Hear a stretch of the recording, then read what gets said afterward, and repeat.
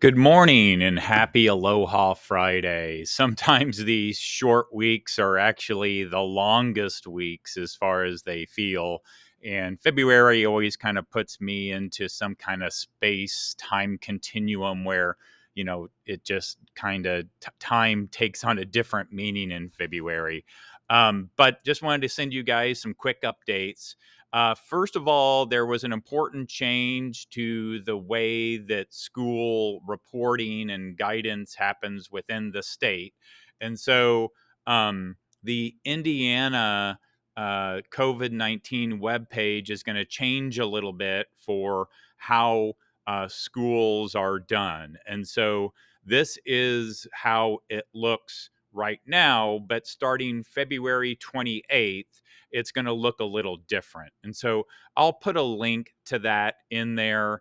And that information is just, important to take a look at. And part of the reason why they're making this change is now with the availability of home tests and those kinds of things, the way that the positive tests were being reported was not as accurate as maybe it could be. And so as we move from this pandemic into kind of an endemic and living with COVID types of things, you're going to start seeing more and more of these type of changes. And so I just wanted to make sure that you, as parents and caregivers, were aware of some of those changes. I'm not familiar with any specific changes that are being done to the way the Center Grove dashboard is working, but if I do hear information on that, I'll be sure to share that with you. Um, as far as what's happening in science this week, we are finishing up with a DNA structure. So, for example, today in class, we're going to be making a edible DNA model using Twizzlers as the um, uh, phosphate sugar phosphate backbone. Sorry, and colored marshmallows as the different nitrogen bases on the inside of that. And then the test over that is planned for Wednesday of next week, and it's a notebook quiz. And so this would be a great weekend to kind of review the science notebook, make sure it's organized, and just a real quick reminder, that notebook is the real key to success on those notebook quizzes. So I maintain my own notebook with the kids here in class as an example. That notebook is an open book. They're welcome to take pictures and put whatever they want to from my notebook into their own notebook and then use that on the notebook quiz, which again is going to be Wednesday of next week. As far as in biology, we talked this week about selective breeding and natural selection, and then linked that to. I'm sorry, talked about selective breeding and artificial selection, and then linked that into natural selection. Um, this is a subject that I'm really passionate about just because my wife and I have worked for many years with Weimaraner Rescue. And so this is like just some pictures of some puppies that we fostered.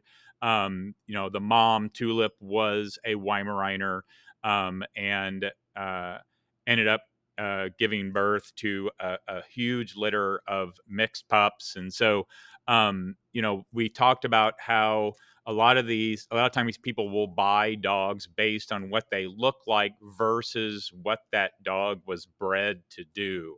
And so, we talked about selective breeding of dogs. Those dogs were bred not necessarily for what they looked like, but were bred for a job. And so with Weimaraners, that's a bird dog. And so they have very high energy, have a strong prey drive, and we get a lot of families contacting our rescue organization, having gotten a Weimaraner, not necessarily understanding what they were getting. And so again, this is just a subject area that I'm really passionate about and enjoy talking about. Next week in biology, we're going to introduce ideas about, gene flow and allele frequency and these types of speciation that we find in, wild populations and versus kind of domesticated populations. Also, wanted to get a quick shout out that on Monday of next week, there's going to be a freshman scheduling night at the high school. That will be from 6:30 till 8:30 at the high school auditorium.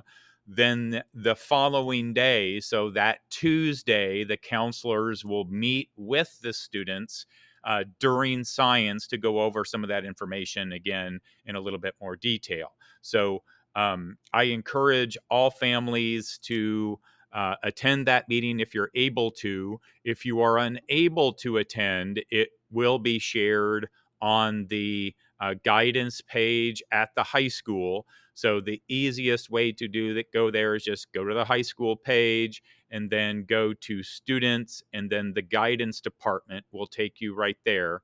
And if you want to continue to kind of keep information, you might want to bookmark this class of 2026. That is going to be where that incoming freshman class gets a lot of their information. So wanted to give that a quick shout out. So thank you again so much for everything that you do to support the learning that's taking place in my class. I really appreciate the feedback I get, and so I know several of you have shared feedback, and I really appreciate that. Just click that appreciate button. That definitely just gives me a little boost, and I again, thank you for all you do. And if you ever have any questions, don't hesitate to contact me.